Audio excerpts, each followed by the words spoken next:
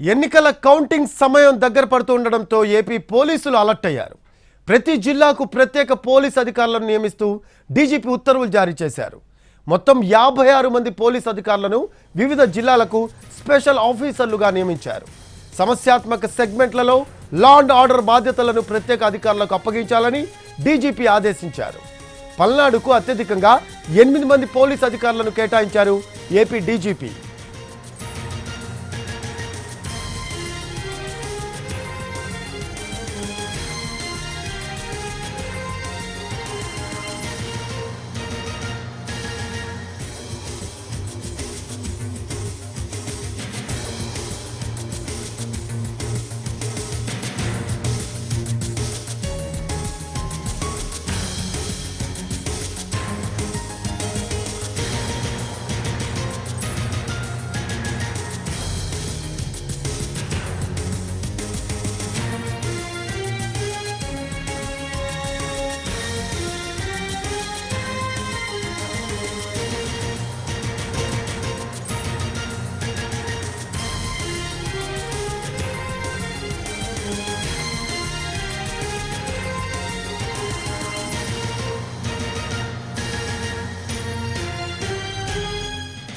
దీనికి సంబంధించిన latest updates అందించడానికి మా కరెస్పాండెంట్స్ సిద్ధంగా ఉన్నారు. గుంటూరు నుంచి కృష్ణ లైవ్లో అందుబాటులో ఉన్నారు. అలాగే తిరుపతి నుంచి కార్తిక్ ఉన్నారు లైవ్లో.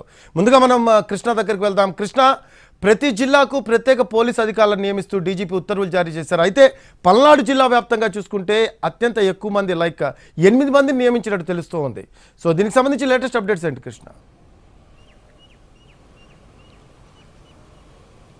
Thank you Rafi. పల్నాడులో ఉన్నటువంటి శాంతి భద్రతల కారణం ఏదైతే ఉందో 144 సెక్షన్ గడిచిన 14 రోజులుగా ఇక్కడ అమలు జరుగుతూనే ఉంది. అయినప్పటికీ కూడా గ్రామాల్లో ఇప్పటికీ చెదురుమదురు ఘటనలు జరుగుతూ ఉన్నాయి. ఉద్రిక్త పరిస్థితులు అయితే కొనసాగుతూనే ఉన్నాయి.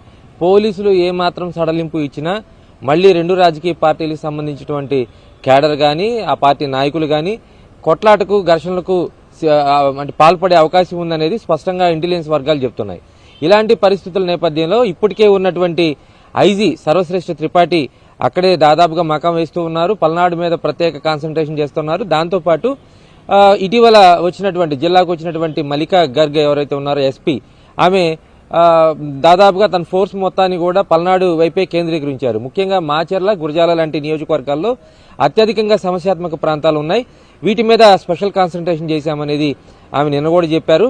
ఇలాంటి నేపథ్యంలోనే ఒక అడిషనల్ ఎస్పీ స్థాయి అధికారి, అదేవిధంగా కొంతమంది డిఎస్పీలు, సిఐలు ప్రత్యేకంగా పల్నాడుకు కేటాయింపబడ్డారు. అంటే 8 మంది అధికారులు ఇప్పటికే ఉన్నటువంటి ఫోర్స్ తో పాటు అదనంగా, అంటే ఇలాంటి ప్రాబ్లమాటిక్ సిచ్యువేషన్స్ ఉన్నప్పుడు వాటిని ఎలా కంట్రోల్ చేయాలి అనేటువంటి నైపుణ్యం ఉన్నటువంటి అధికారులు మొత్తాన్ని కూడా తీసుకొని పల్నాడు ప్రాంతానికి పంపించినట్లుగా స్పష్టంగా తెలుస్తోంది.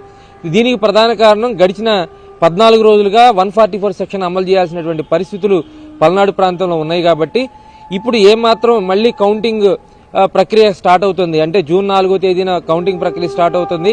ఈలోపు మే 30వ తారీఖు లోపు వాళ్ళకి సంబంధించినటువంటి కౌంటింగ్ సంబంధించినటువంటి ఏజెంట్లు కూడా నియమించుకుంటారు రాజకీయ పార్టీలు. ఇలా ఏదైనా ఒక కారణం దొరికితే చాలు పల్నాడు ప్రాంతంలో వివాదాలు, ఘర్షణలు జరిగేటువంటి అవకాశం ఉన్న నేపథ్యంలో ప్రాబ్లమాటిక్ సెంటర్స్ ఎక్కువ ఉన్నాయి. ముఖ్యంగా మాచర్ల, గురజాల, నరసరావుపేట, పెదకూరుపాడు లాంటి ప్రాంతాల్లో పెద్ద ఎత్తున హింస చెలరేగింది. పెట్రోల్ బాంబులు దొరికాయి, అదేవిధంగా పెద్ద ఎత్తున మారణాయుధాలు దొరికాయి. ఇలాంటి సందర్భాల్లో పెద్ద ఎత్తున గ్రామాల్లో కార్డన్ సెర్చ్లు కూడా చేస్తూ ఉన్నారు. పెద్ద ఎత్తున అంటే 100ల సంఖ్యలో ఉన్నటువంటి పోలీసులు గ్రామాల్లో విస్తృతంగా తనిఖీలు చేయటం ఇవన్నీ కూడా చేశారు, ఇప్పటి వరకు చేశారు.